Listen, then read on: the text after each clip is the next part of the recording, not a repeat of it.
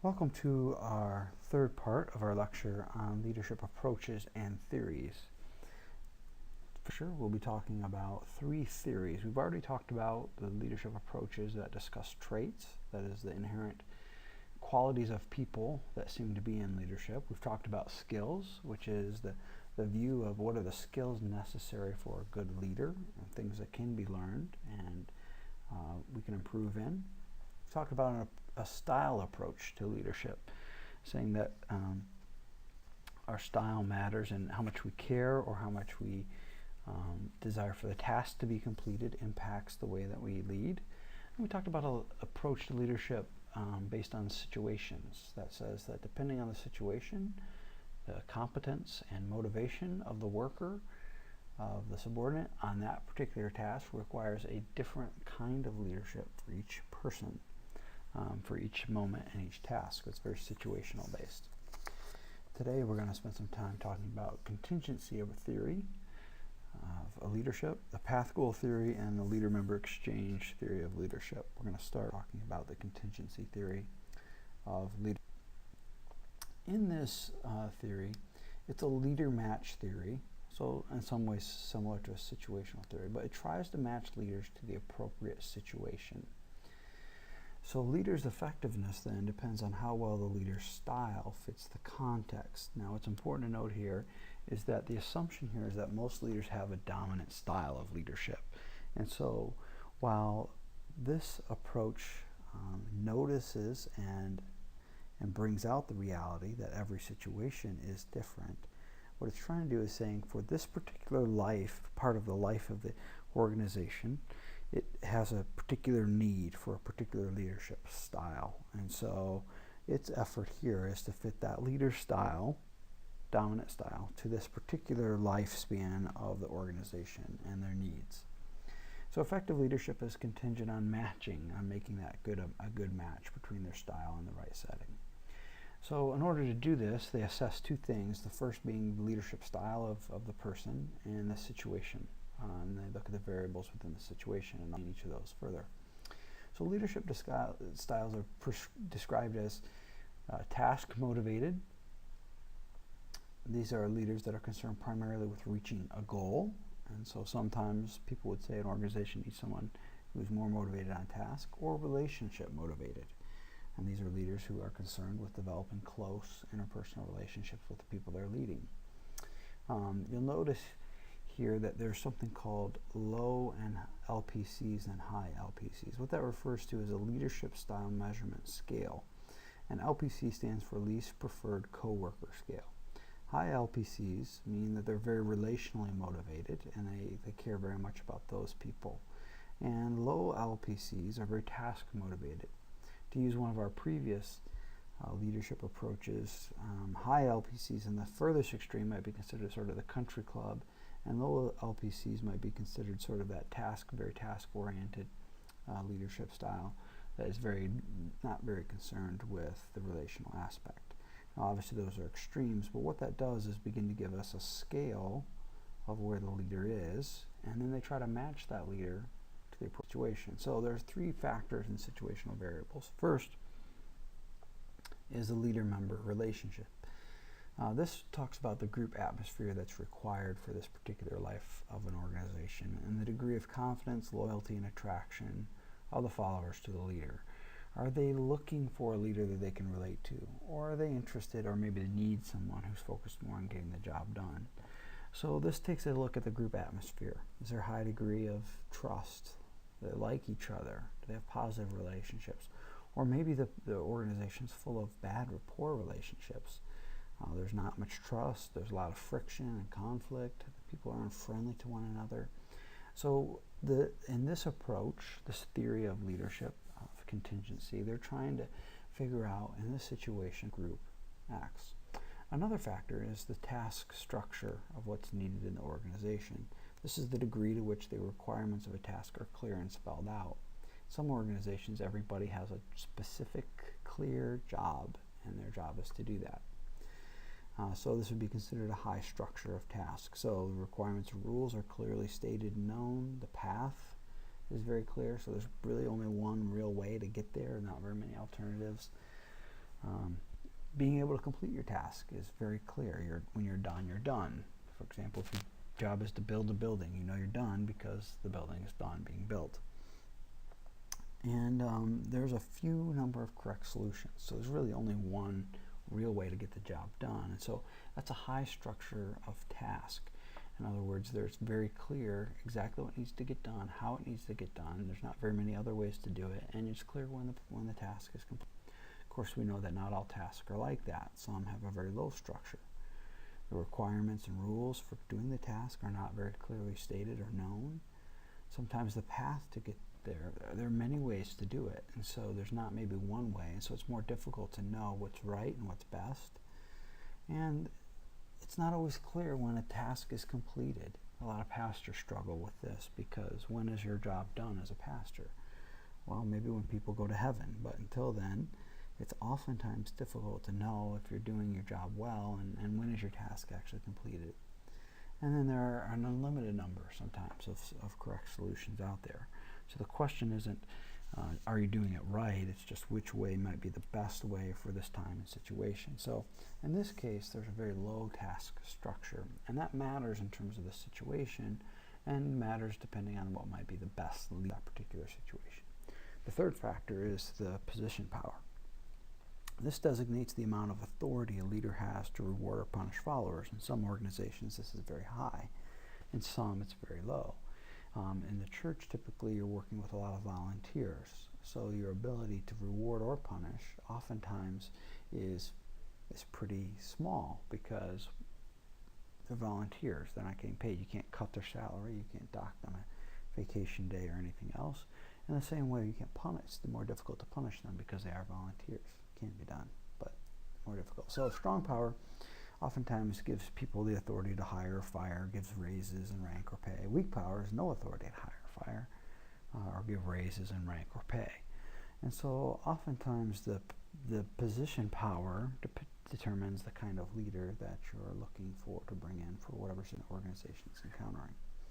So these three factors determine the favorableness of the various situations in organizations to the leader. So in other words, they're rated. So the most favorable typically are the ones where there's good leader-follower relationships. So you're asking a leader to step into a place where there's already good congeniality. The tasks are very defined, very clear, and there's a strong leader position power. They have a lot of authority and power to be able to be done. Situations that are rated least favorable for a leader to walk into typically have very poor relationships between leader and followers, a lot of contention, confrontation, people aren't kind, and very unstructured task. Very difficult to know which is the right way, the best way, if it's done or it's not done, and the leader doesn't have any power to do much. And then there are, of course, those in between that might be considerably favorable. So how this works is basically like this. By assessing those three situational variables, any organization can be placed in one of 8 categories represented in this contingency theory. After the nature of the situation is determined, the fit between the leader's style and the situation can be evaluated. So basically this is a way of quantifying the needs of an organization and their current situation and the strength of a particular leader. By measuring this leader's LPC score and the variables, it's possible to predict whether a leader will be effective in that particular setting. There are a lot of strengths to this model. There's a lot of empirical support. Been tested and researched in many places and many times, and it's found to be pretty valid and reliable, explaining how effective leadership can be and what you need to be looking for in the kind of leader for your place in organizational history. It also has a very broadened understanding of leadership. This is one of the more broad views of leadership. It understands from leadership type, but it expands to emphasize the leader's style and the importance of their style and demands of different situations. So it incorporates a very situational approach, but also understands there are traits that are there. It's also very predictive because you can sort of pair up by ranking the situation and recognizing the leader's gifts and strengths. It can be very predictive. It tells you this kind of leader will succeed in this setting or will not. It's not an all or nothing approach either. That's one of its strengths. It contends that leaders should not be expected to be effective in every situation. In other words, they say, well, your strength is maybe a very dominant, high power strength, and you function well in that environment, but here you are in a place of low power. So, of course, you're not going to succeed. So the goal isn't to have one leader that can fit every and all situations. In fact, they don't claim that at all. So companies should strive to find the right leader for the right time and for the right situation. And it also provides some leadership profiles. Contingency theory supplies data on leadership styles that could be useful in organizations to develop what they're looking for their planning. So they know as their organization grows, they're going to need a different kind of leader for a different place, and they're able to better prepare for that and also better to look for what's right. A lot of criticisms to this approach that include that this theory fails to fully explain why leaders with particular leadership styles are more effective in some situations than others. They might be able to tell you that this one leadership style works really well in this one situation, but they don't really tell why or how exactly that works. There's a lot of criticism for the scale developing a leader and its validity, because it doesn't correlate well with very many other standard leadership measurements. Because it's different, there's a lot of criticism to it. And to be frank, it's very cumbersome in real-world situations and settings because it's hard to understand, hard to implement at places. And it fails to adequately explain what should be done about a leader situation mismatch in the workplace. I mean, the simple way to interpret this is just to fire the person and get somebody else in there. But we all recognize the reality that that's pretty cumbersome. Are there some places where you could train someone or help them grow into a role that would be a little different than where they currently lead? Is that possible? It doesn't really talk about that at all, just sort of puts the mirror up and says this is what it is. So how is this applied? Well, it's useful in answering a multitude of questions about leadership of individuals in various types of organizations. It helps us understand why this kind of leader, while they maybe were very successful in one situation in another place, don't seem to be working here in this organization, and maybe it's just the situation is completely different. It's also a helpful tool to assist upper management when they're looking to hire in lower level positions to make sure it's a good fit. A lot of times the people in upper level should and are able to best know what their company situation is and what's needed there. So it can be a helpful tool that way. And so that's what the contingency theory basically talks about. So far we've talked about trait, skill, style, and situational approaches of leadership, and we just talked about contingency theory of leadership, which sort of melds a situational and trait approach along with a higher level of understanding the situation.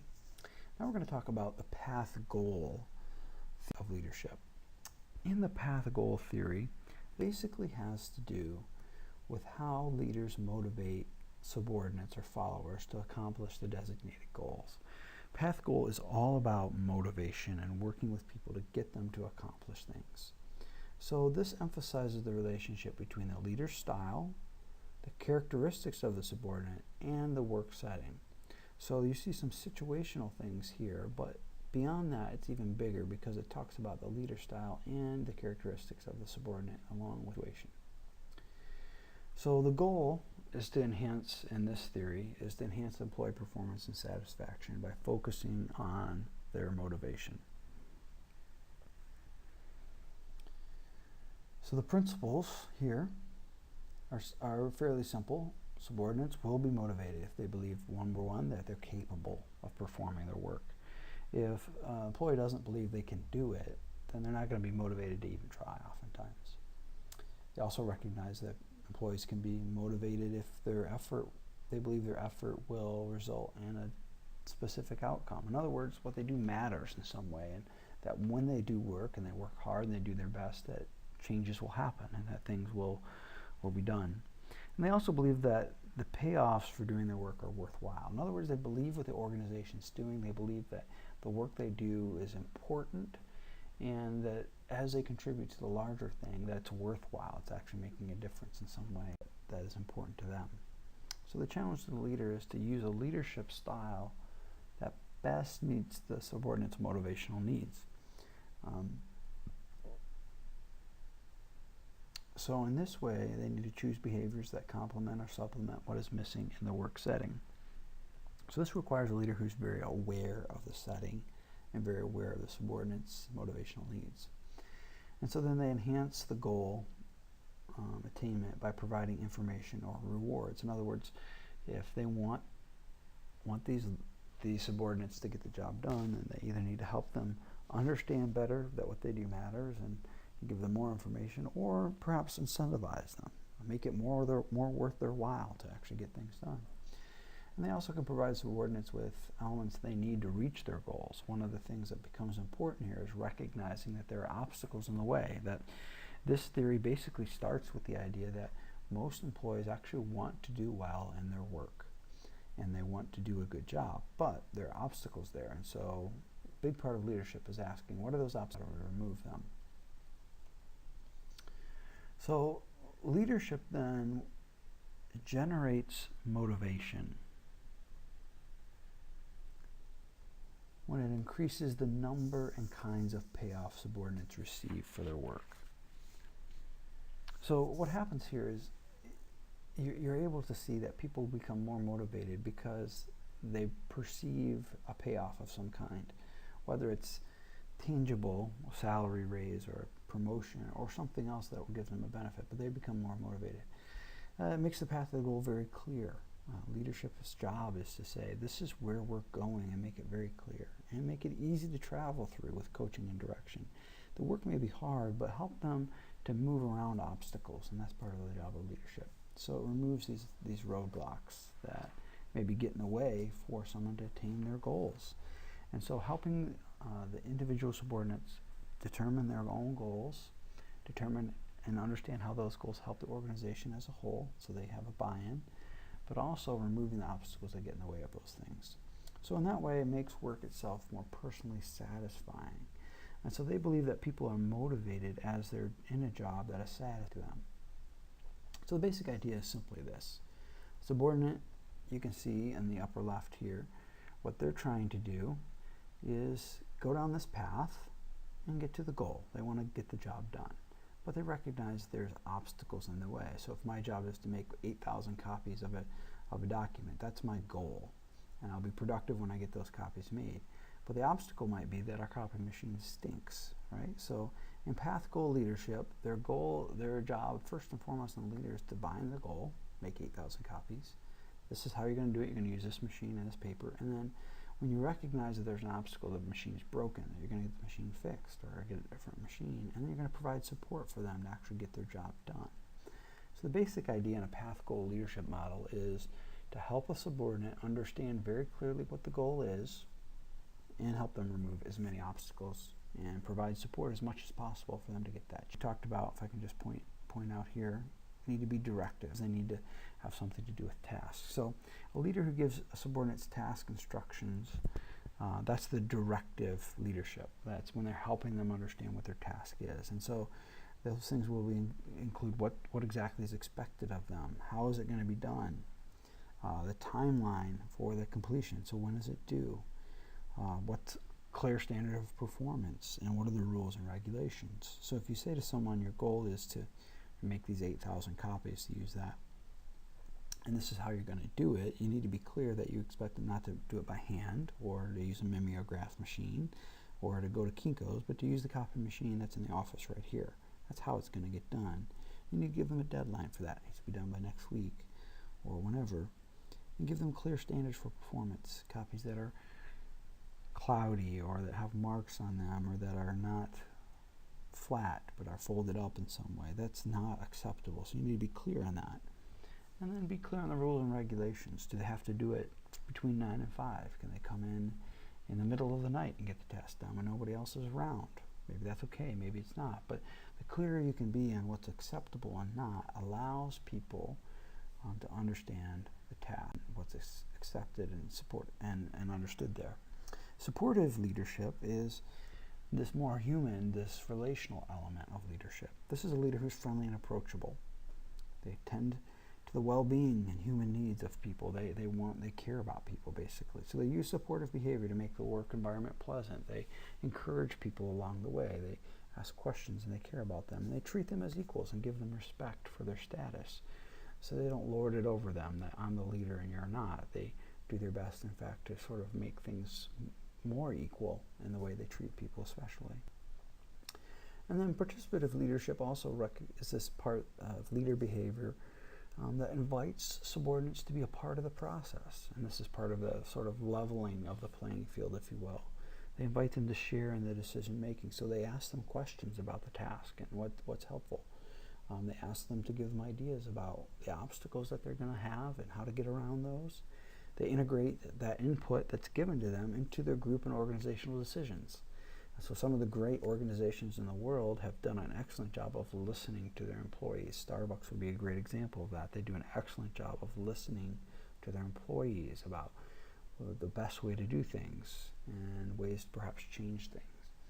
So it's important that a leader helps them understand the task, helps them, and helps them participate. And then the other behavior is this achievement-oriented leadership. This is a leader who challenges subordinates to perform work at the highest possible level. So they establish a high standard for doing things. What does excellence look like? And establish that as the expectation. They seek people to improve. They expect that you're going to learn and grow as an employee or as a subordinate. And it demonstrates a high degree of confidence in their subordinates' ability to establish and achieve challenging goals. In other words, they expect a lot out of their employees. One of the things that happens oftentimes in churches is we, and ministry organizations, we often don't expect much of people. We sort of say, oh, well, if you could, or if you have time, or you might be able to maybe get this done, just whatever you could do will be fine. We don't expect much out of people. But when we tell people, this is invite them into something that can be of very high quality and expect them to do that, oftentimes people will rise to that. So there's something about that achievement-oriented piece of leader behavior that becomes really important. So we've just talked about the directive, supportive, participative, and achievement-oriented behaviors that a leader needs. So they need to help them with the task. They need to support them as a person in that. They need to help them, give them some buy-in into that and listen to them. And then they need to help them understand what excellence looks like. We also have to understand that the subordinate themselves, the worker themselves, the follower, there's some characteristics to them, and each of them is different, has some different needs. Talk a little bit about that. Subordinates' characteristics, there are some different ones. Some have a very strong need for affiliation. In other words, they're very friendly. They need a friendly and concerned leadership behavior towards them. And so when leadership is kind to them and cares about them and cares for their personal needs, that's a sort of satisfaction for them. They need to sort of be able to affiliate, to find some friendship or feel that way within leadership. And so what they're looking for is a high level of supportive leadership that we just talked about. Some people have a big preference for structure. They need to know where the boundaries are. So typically, they're looking for something dogmatic and authoritarian. Leadership for them provides structure, psychologically and otherwise. They provide some very clear task limitations and a greater sense of certainty in the work setting. So what they need is a high level of directive leadership.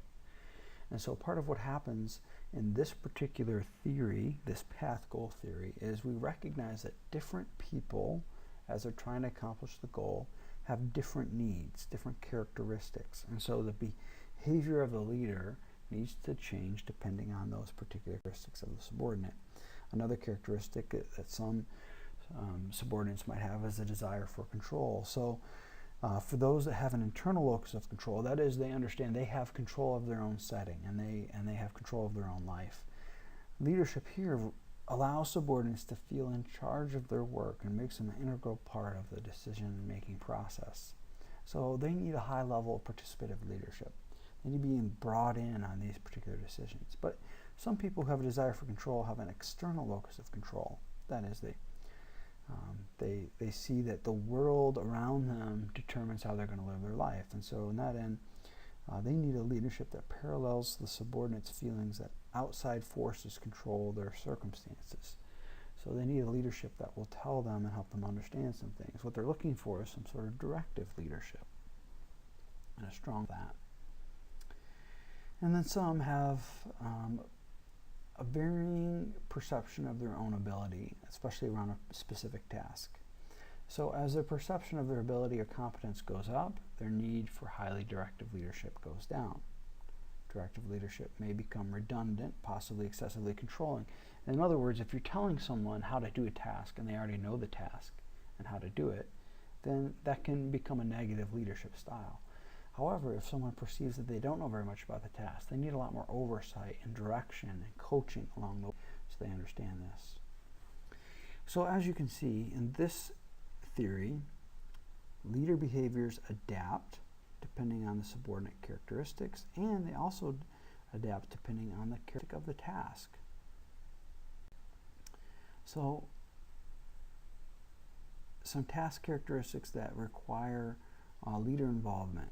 If the task is unclear or ambiguous, then the leader needs to be there to provide some structure. If it's highly repetitive, the leader can help provide support. If it's a weak formula of authority, the leader needs to assist subordinates by helping them, by make rules and make it very clear what's required of them. If it's normal for their groups to be non-supportive and weak, then the leader needs to help build cohesiveness and responsibility.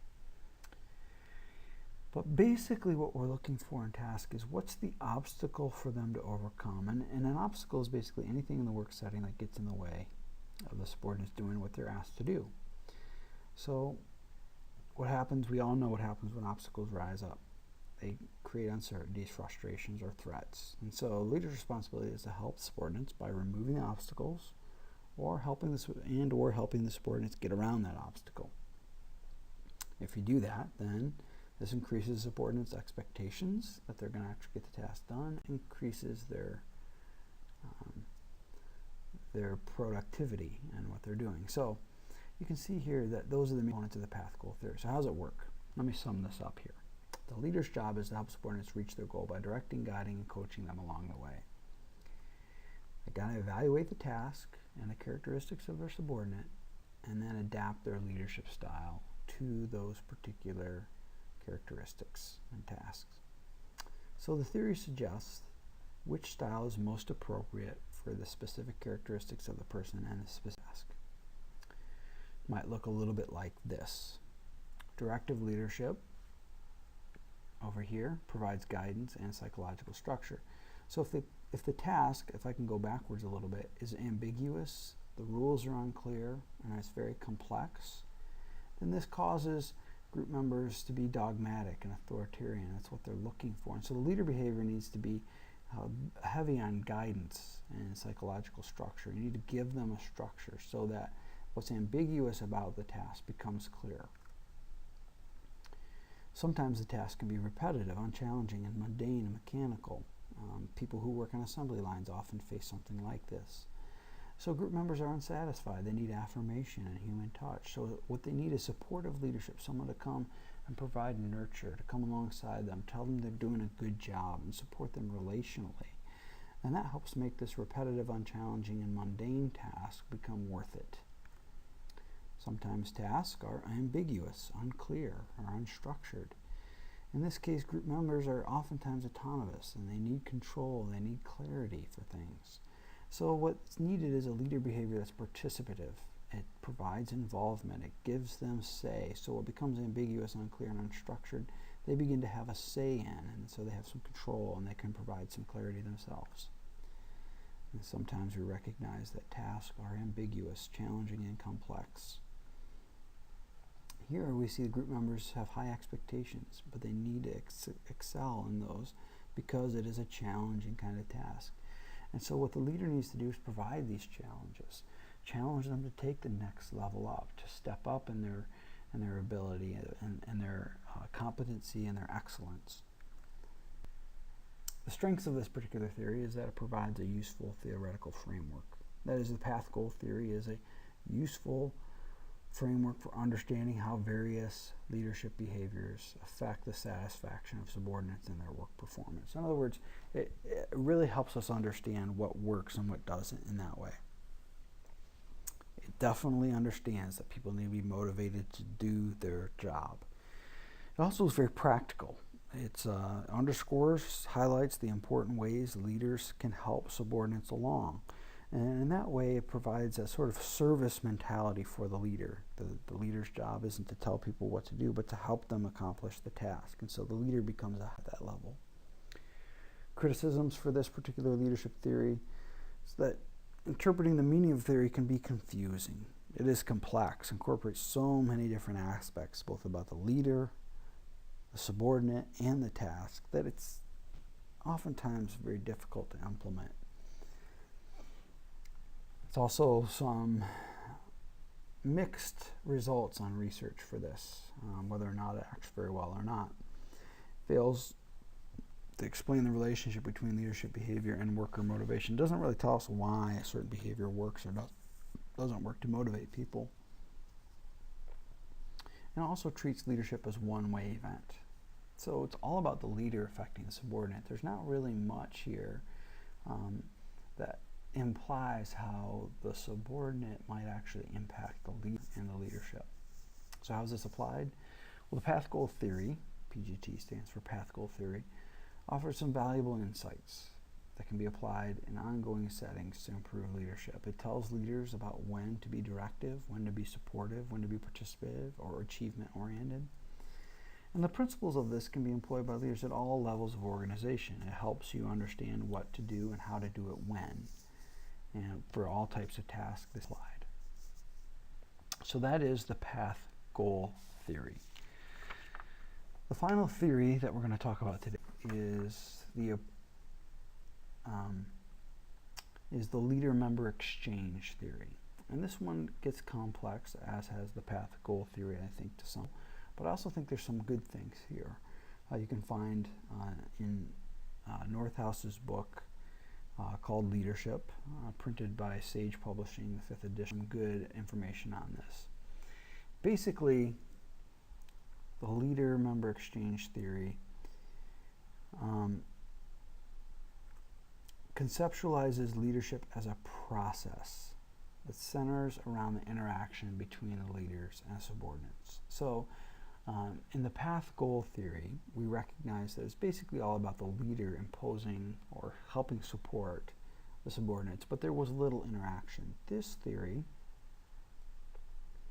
leader-member exchange theory, focuses on that very relationship and recognizes that as the relationship happens between the leader and its member or its subordinate somehow, that changes, as that changes and develops, that different parts of leadership are things. So some theories focus on leaders, trait approach, skill approach, style approach. Other theories focus on the follower and the context, like the situational contingency theory, path goal theory. Those are by and large talking about what the leader needs to do depending on context. The leader-member theory talks about the relationship. I call it a dyadic relationship. That just means twofold relationship between the leader and follower. And that makes it the focal point of this leadership process. In other words, the role of a leader is to focus on this relationship between them and the follower. So there's some listings there about how the theory has advanced in research, but here's the main thing I want to point out here, and that's the assumption that the leader-member exchange theory challenges the assumption that leaders treat followers in a collective way as a group. What it recognizes, and the strength of it perhaps, is that the leader-member exchange theory directs attention to the differences that might exist between the leader and each of his or her followers. In other words, it recognizes that there is an interpersonal relationship between the leader and each of his or her followers. And while the leader may work with the group, there's an understanding that each of those relationships is different and needs attention in different ways and needs to be valued in different ways. So it might work like this. Oftentimes what the early studies have revealed are that for each of the relationships, so here's a leader and here's a person. This is all the same person, by the way, all the same leader. So let's just name our leader Bill. This is, every L represents Bill. And Bill has a series of relationships. Let's call SA here. This would be Sally, and this is Billy, and this is Kathy, and this is Xavier, and this is Yancey, and this is, I don't know, Xanadu or something. But these are all different workers, and these are all different individuals. The leader, though, for all of these is the same. And what happens is, as the leader makes unique relationship with each person, there's certain energies, certain things that are given and taken. And so what happened as they began to study these dyadic relationships is they recognized pretty clearly that there's an out group in most organizations and an in group. And so the out group, this group here, is not really getting anything in the exchange between the leader and them. However, this group is getting quite a bit. You see +3. These are sort of value scores of how each of them perceive the relationship and the interaction between each other. So the in group is getting a lot of feedback, a lot of positive feedback, and the out group is not. And so they begin to recognize that the leader treats these dyadic relationships, each one differently, and that as he does so, and the value of the interaction changes. There are some that are in out group and some in group. So those are basically based on expanded roles and responsibilities are typically given to the in group. They're given more privilege and more sort of responsibility. So relationships are marked by, in the in group, mutual trust, respect, liking, and reciprocal influence. So they feel like they have a say in things, and they trust each other. They receive more information because of that. So they typically know more what's going on. They have more influence in decisions. And so typically they're more confident in the workplace. And they're more concerned about what happens there than out-group members.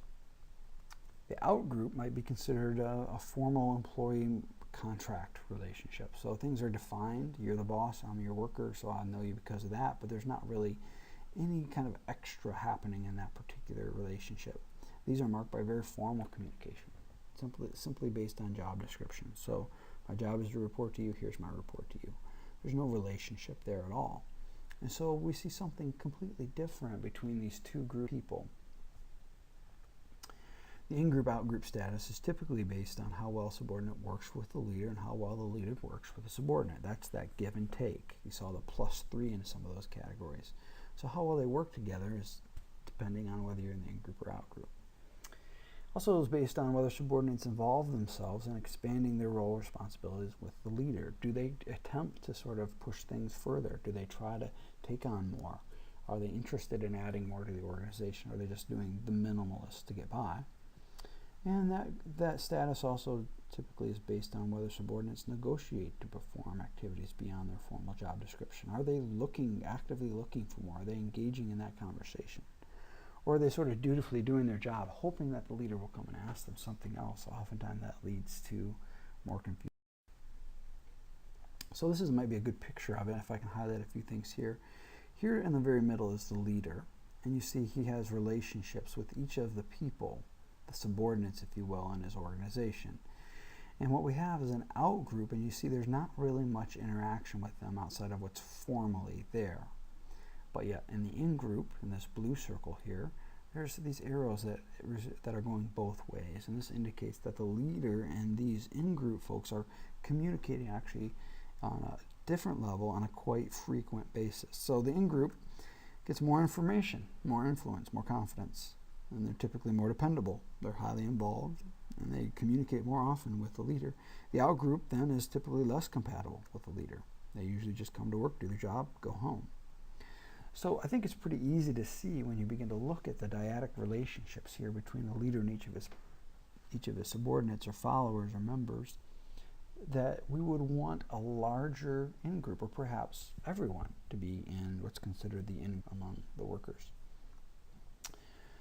So initial research addresses the differences between those two groups. Later research in this area addresses how the leader-member exchange theory was related to the effectiveness, and not surprisingly, people figured out pretty quickly that positive outcomes happened when the quality of the leader and member exchange was higher.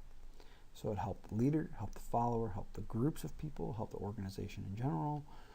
There are more positive results from having better relationships with more of your employee workers. So high-quality leader-member relations result in less employee turnover. So when a person feels more connected, they're less likely to leave and go for another job.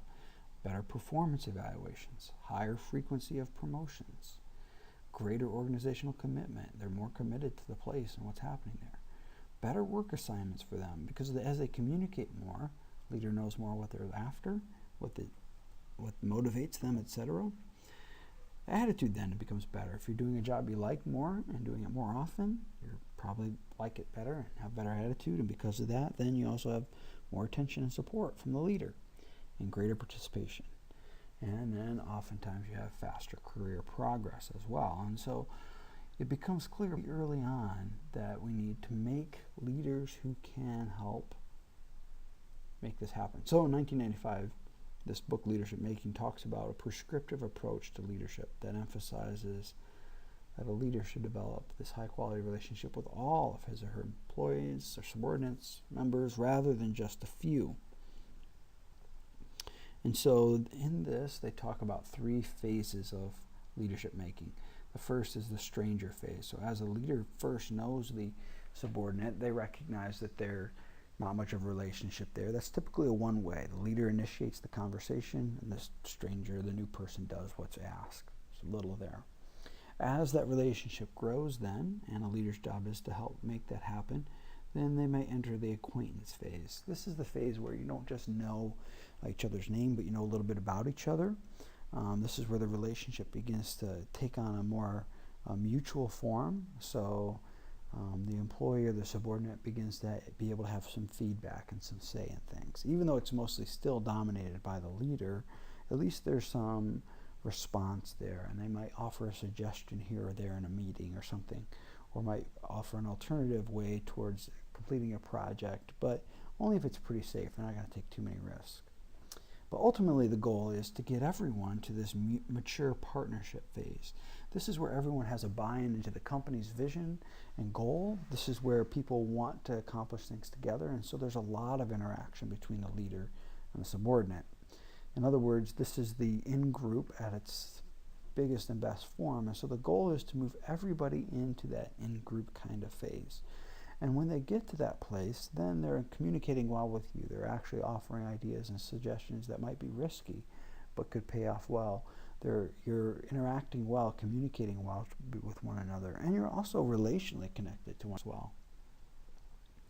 So there's high benefits, of course, to a high leader-member exchange. There's preferential treatment, increased job-related communication, ample access to people. People don't mind being interrupted by people they like. There's increased performance-related feedback, so they know if they're doing a good job or not. And then typically, if people report that they don't have much connection with the leader, then there are a lot of disadvantages with that. There's limited trust and support from supervisors. They don't know if they can trust you because they don't know you very well. And there are few benefits outside the employment contract. They don't talk much. There's no real give in to each other's lives and making yourselves better other than what's specifically stated in my job description. So how does this leader-member exchange theory work? It works 2 ways. First, it describes leadership. The leader's job is to motivate, to help everyone get to this in phase of relationship with a leader, and it prescribes leadership. It tells them what to do. In both, the central concept is that dyadic relationship, the understanding that even though you may be a leader of an organization of a lot of people, you have to have a relationship with each of those persons that's under you, and it's your job to foster and develop those relationships. So descriptively, it suggests it's important to recognize the existence of in-groups and out-groups. In other words, the sooner we realize there are people who are closer to us as leaders and further from us, the better. Also, descriptively talks about the significant differences in how goals are accomplished using in-groups versus out-groups, and relevant differences in in-group and out-group behavior. It shows that there's something different. So it describes what's happening, describes how you might treat each of those people and you're after. It's also very prescriptive. Best understood within that leadership making model I just referred to, where the leader's job is to form a special relationship with everyone. And so the leader offers each subordinate, each person, an opportunity for new roles and responsibilities, not just those who come begging for them or whatever else.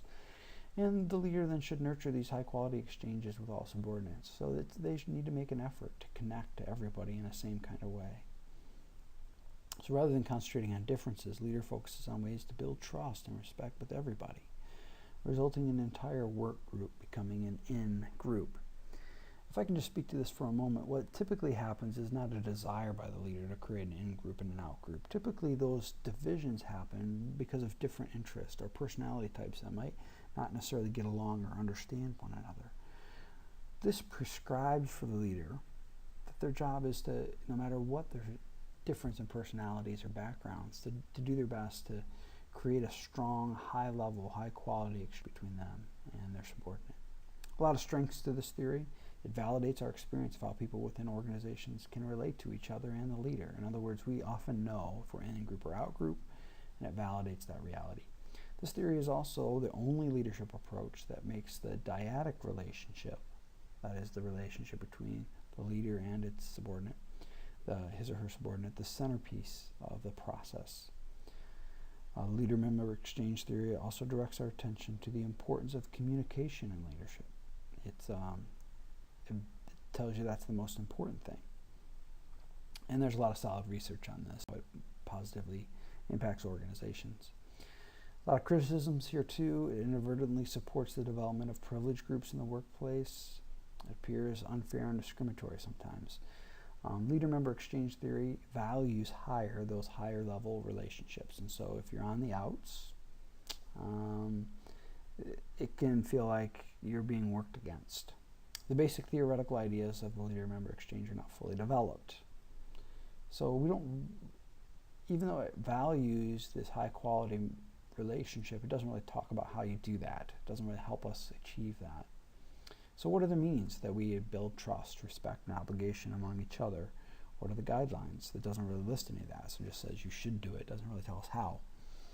And because of the various scales and levels of analysis, measurement of this is being questioned. In other words, how do you know if someone's really on the in or the out? And how do you measure their productivity corresponding to that? That'd be a difficult part of that. So how do we apply this? Well, I think it's applicable to every level of leadership.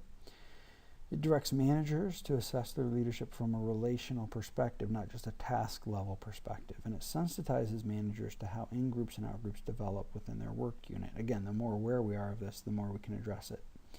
And it can be used to explain how individuals create leadership networks throughout an organization. So when an individual works hard to make networks and know people, then in all levels of the organization, that helps them get their job done better. And so perhaps we can learn from that and encourage others and help others do the same. And it can be applied in different types of organizations: volunteer, business, education, government settings, church settings, which are largely volunteer. This is the kind of thing that we can begin to understand and value each person. And that becomes a really helpful part of this particular theory.